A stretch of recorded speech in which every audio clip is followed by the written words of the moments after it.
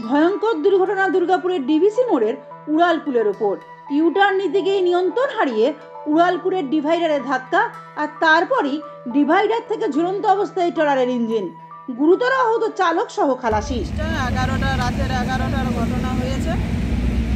ড্রাইভারটা আপনার ঝাঁপ দিয়ে দিয়েছিল, ও দেখছে ওখান থেকে ঝাঁপ দিয়েছিল।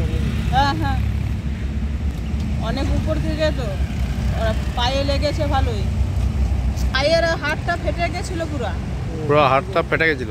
শনিবার গভীর রাতে লোহার সামগ্রী বোঝাই এক ট্রলার বাঁকুড়ার দিক থেকে বর্ধমানের দিকে যাচ্ছিল, আর সেই সময় ডিভিসি মোড়ে উড়ালপুলের ওপর ইউটার্ন নিতে গিয়েই নিয়ন্ত্রণ হারিয়ে ফেলে চালক।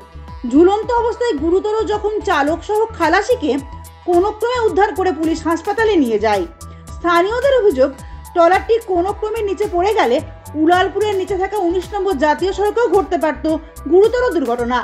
ঘটনার পরেই যানজট সৃষ্টি হয়েছে উড়ালপুরের ওপর।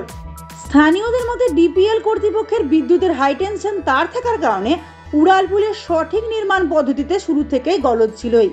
তাহলে কি সেই কারণে এহেন দুর্ঘটনা ঘটছে বারংবার? প্রশ্ন থেকেই যাচ্ছে। দুর্গাপুর থেকে নিজস্ব প্রতিবেদন, সমাজ পরিবর্তনের মানুষ।